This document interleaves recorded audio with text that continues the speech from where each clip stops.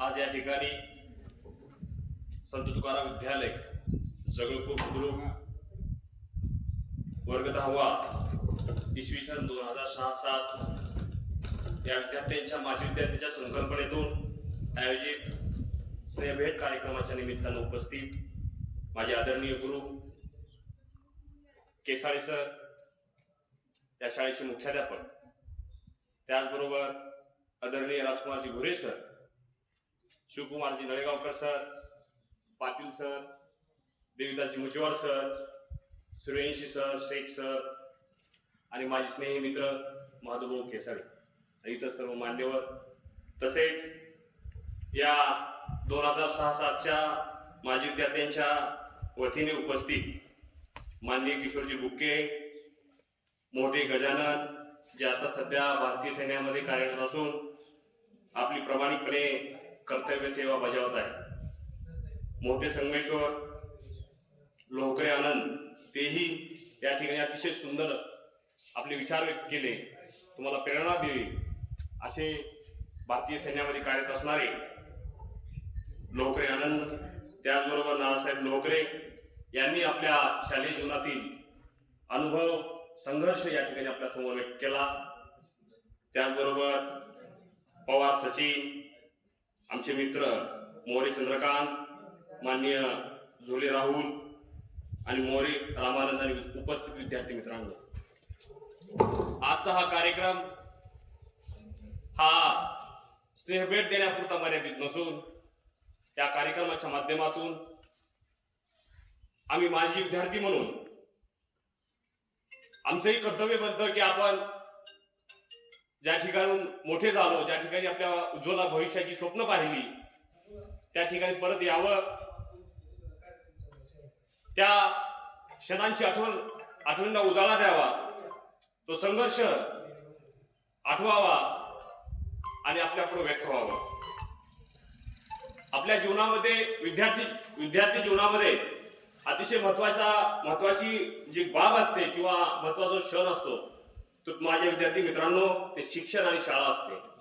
आपल्या आई वडिलांच्या नंतर जो आपल्या उज्ज्वल भविष्याच्या आपले आयुष्य अगदी सुखासमृद्धीनं जावं अशी जी अपेक्षा व्यक्त असते, ज्यांच्या अशी अपेक्षा असते, असे एकमेव आई वडिलांच्या नंतर जर कोणी असेल तो शिक्षक असतो. ज्या व्यक्तीच्या जीवनामध्ये एक चांगला गुरु, चांगला मार्गदर्शक आणि चांगला शिक्षक ज्याला लाभला, त्या विद्यार्थ्याचं आयुष्य निश्चितच उज्ज्वल झाल्याशिवाय राहत नाही. असे सर्व या ठिकाणी मान्यवर आहेत ज्यांनी आमच्या जीवनाला शालेय जीवनातही मार्गदर्शन केलं, आमच्या भविष्य चांगलं घडावे यासाठी सतत अथक परिश्रम घेतले. आणि आम्ही शाळा सोडून आज कुणाची 10 वर्ष झाली असतील, कुणाची 15 वर्ष झाली असतील, तरी आज आम्हाला ते प्रेरणा देतात, मार्गदर्शन करतात.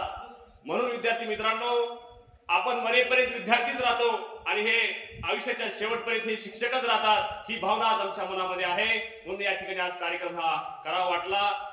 त्याचबरोबर मनोगत व्यक्त करत असताना नानासाहेबांनी, आनंद भाऊनी आपली शालेय जीवनातील अनुभव सांगितले की मी अशा परिस्थितीमध्ये शिकलो, मला या सरांनी विशेष मार्गदर्शन केलं, या सरांनी मला वैयक्तिक मार्गदर्शन केलं, या सरांनी माझ्या अडचणीमध्ये मला मदत केली, अशा भावना व्यक्त केल्या.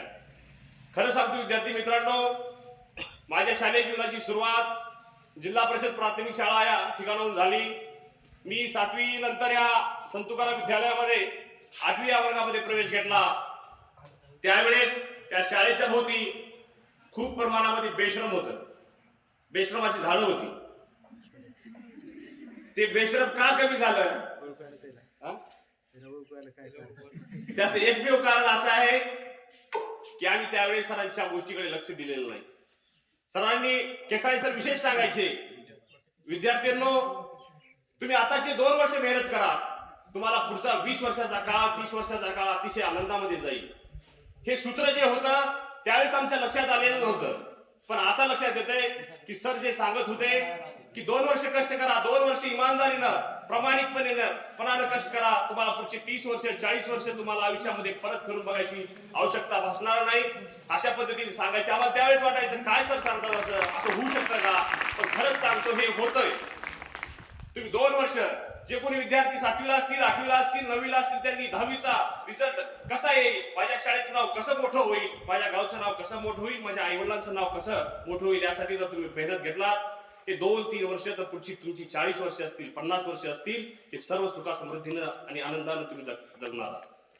मला केसाळे सर म्हणायचे, तुला शब्द केसाळे सर जेव्हा इंग्लिशचा तास घ्यायचे तेव्हा त्यावेळेस आमच्या, आता तुमच्या वेळेस कसं आहे मला माहिती नाही, पण आमच्या वेळेस असायचे, आजच्या दिवशी सांगायचे की आज शनिवार आहे, सोमवारी 40 शब्द पाठ करून या.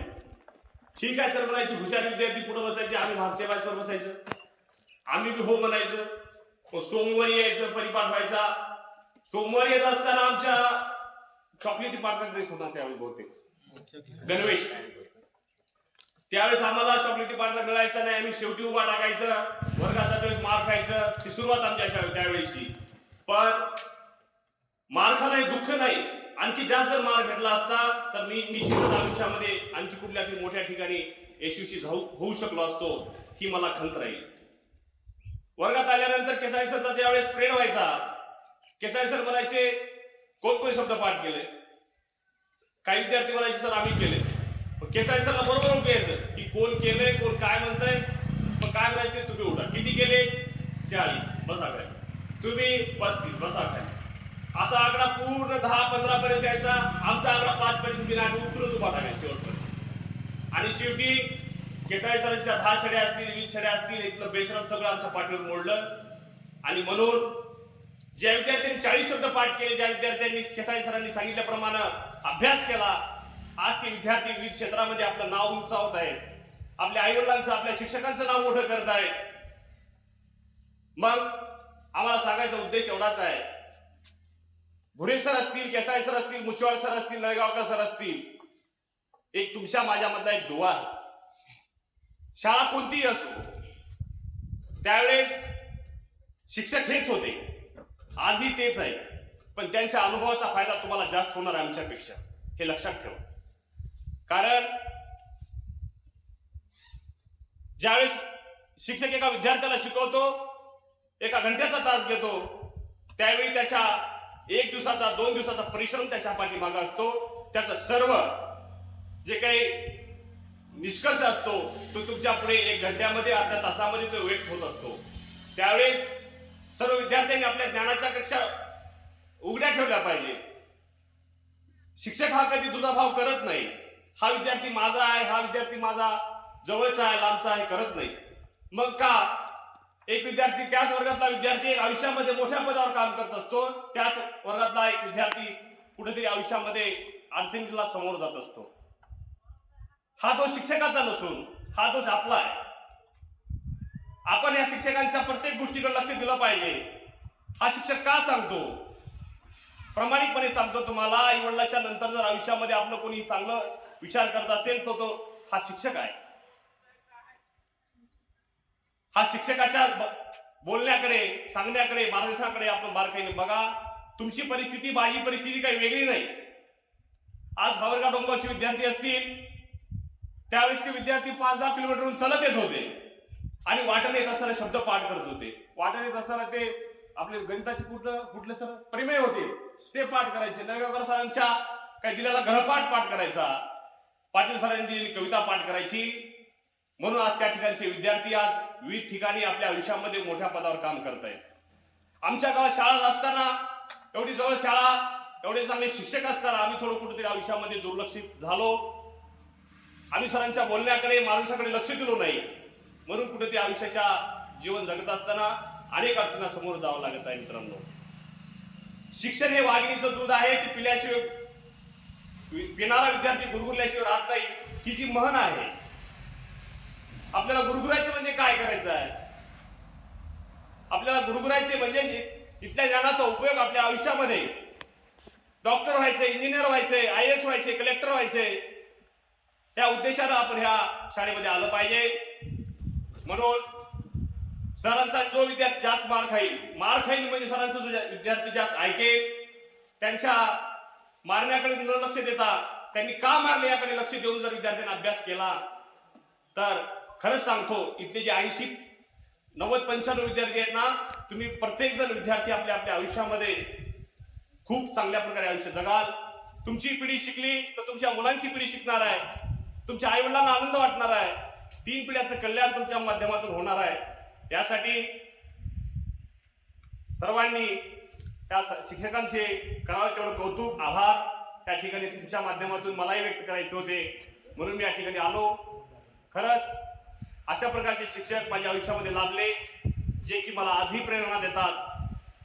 ज्यावेळेस शाळेतून बाहेर आल्यानंतर मला कुठे दिसले तर खरंच न सांगता तुमच्यापुढे नतमस्तक होतं माझं सर. कारण तुम्ही सांगितलं प्रत्येक शब्द, प्रत्येक शिक्षा, प्रत्येक ज्ञान आज आयुष्यामध्ये कामी पडतंय. जर कदाचित मी तुमच्या बोलण्याकडे अधिक गांभीर्याने लक्ष दिलो असतो तर खरंच आणखी मोठ्या पदावर काम केलं असतो सर. ही खंत आज माझ्या मनामध्ये राहून गेली. नक्कीच पुढच्या जन्मामध्ये तुम्ही माझे शिक्षक व्हावे, मला संतोकराम शाळा भेटावी आणि पुढच्या जन्मामध्ये माझे तुम्ही गुरु शिक्षक म्हणून मला लाभावे अशी आजच्या या प्रसंगी ईश्वराची प्रार्थना करतो. विद्यार्थी मित्रांनो, ही इमारत विटा धोंडाची नसून केवळ विटा आणि शिवजाची विद्यालय नसून या शिक्षकाचा संघर्ष या इमारतीच्या पाठीमागे दडलेला आहे. म्हणून त्यांच्या संघर्षाचा, यांच्या अनुभवाचा फायदा कसा करून घ्यायचे हे तुमच्यावर अवलंबून आहे. प्रत्येक शिक्षकाला वाटतं माझा विद्यार्थी मोठा झाला पाहिजे, जीवनामध्ये मोठ्या पदावर काम केला पाहिजे, त्याच्या जीवनामध्ये उत्कर्ष आला पाहिजे. त्याची जबाबदारी तुम्ही घेतली पाहिजे. आता नुकत्याच फेब्रुवारीमध्ये 10वीच्या परीक्षा आहेत. आता 10वीच्या वर्गामध्ये किती विद्यार्थी आहेत मला माहिती नाही. प्रत्येक विद्यार्थ्यांनी किमान विशेष प्रावीण्य मिळवून त्या शाळेचं, या शिक्षकाचं नाव मोठं करा. तेव्हा या इमारतीला सार्थ असं तुम्ही कामगिरी केली अशी आम्हाला वाटणार आहे. एक गावकरी म्हणून, एक विद्यार्थी म्हणून, माझा विद्यार्थी म्हणून या शाळेकडून मला खूप काही मिळालं. ते तुम्हालाही मिळत माझ्यापेक्षा जास्त मिळत चाललंय तुम्हाला. तरी तुम्ही कुठेही कमी पडू नका. जे काही वाटेल, जे काही तुम्हाला समजलं नाही, जे काही तुम्हाला कळालं नाही, ते परत त्याविषयी आम्हाला विनंती करायची की तुला हे कन्सेप्ट कळाली आहे का नाही. कळालं नसेल तर आम्हाला विचार. ते आम्ही विचारली नाही, पण तुम्हाला मी सांगतो की ही गोष्ट तुम्ही लक्षात ठेवा की शिक्षकांनी सांगितलेला पेक्षा 1 काकर 1 इंच तरी का होणार तुम्ही कामगिरी मोठी करा, अभ्यास करा आणि या शाळेचं नाव मोठं करा, आई वडिलांचं नाव मोठं करा, आपल्या गावचं नाव मोठं करा. विद्यार्थी मित्रांनो, इथं देश सेवा करत असताना आपले गजूभाऊ असतील, आनंद भैया असतील, त्यांनी आज या शाळेमध्ये का आले? कारण या शाळेतून, या शिक्षकाच्या मार्गदर्शनातून त्यांनी आयुष्यामध्ये खूप चांगल्या ठिकाणी काम करत आहेत. त्यांना हेवा वाटावा अशी कामगिरी त्यांनी केलेली आहे. ते तुम्हाला कुठेतरी सांगावं, व्यक्त व्हावं म्हणून आले. हा तिथून इथपर्यंतचा प्रवास सोपा नाही. त्याला बराच 10-15 वर्षाचा काळ गेला, काही संघर्षही करावा लागला. तो संघर्ष सोपा करण्यासाठी या शिक्षकांचं मार्गदर्शन आपल्याला आवश्यक असतं. म्हणून विद्यार्थी मित्रांनो, महात्मा फुलेंनी म्हणलेलं आहे, विद्येविना गती गेली, विद्येविना मती गेली, मतीविना गती गेली, विद्येविना मती गेली, मतीविना नीती गेली, नीतीविना गती गेली, गतीविना वित्त गेले, वित्तविना शूद्र खचले आणि एका एवढे सर्व अनर्थ एका अविद्येने केले. म्हणजे सांगायचं झालं तर सर्वच विचार करता व्यक्तीच्या जीवनामध्ये पैसा, पद, प्रतिष्ठा ह्या सर्व गोष्टी दुय्यम आहेत. आपल्या जीवनाचा, आपल्या कुटुंबाचा, आपल्या गावचा उत्कर्ष जर करायचा झाला तर शिक्षणाचं एवढं महत्व दुसरं कशाला नाही विद्यार्थी मित्रांनो. म्हणून परत एक वेळ या ठिकाणी आपल्या सर्वांना उज्ज्वल भविष्याच्या शुभेच्छा देतो. आजचा हा कार्यक्रम नूतन इमारतीच्या उद्घाटनाच्या वेळी हे विद्यार्थी येऊ शकले नाही, म्हणून त्यांनी अतिशय चांगला उपक्रम, चांगली एक संकल्पना राबवली की या विद्यार्थ्यांना शिक्षण सोपं व्हावं, त्या विद्यार्थ्यांना वैज्ञानिक दृष्टिकोन मिळाला पाहिजे, शहरातील शिक्षणाप्रमाणे या ठिकाणी शिक्षण मिळालं पाहिजे. या भावनेतून त्यांनी 2 टीव्हीचा संच दिलेला आहे. याचा चांगला उपयोग करून घ्या. सरांच्याही परत सांगतोय, कारण नगरकर सर असतील, केसाळे सर असतील, घुरे सर असतील, मुचवाळ सर असतील, येणाऱ्या काही दिवसामध्ये रिटायर होणार आहेत. एक चांगले शिक्षक तुम्हाला ठराविक काळानंतर त्यांच्या शासन नियमाप्रमाणे सेवानिवृत्त होणार आहेत. तोपर्यंत त्यांच्या अनुभवाचा, त्यांच्या ज्ञानाचा तुम्ही फायदा करून घ्या. हेच भांडवल तुमच्या आयुष्याला पुरणार आहे, दिशा देणार आहे.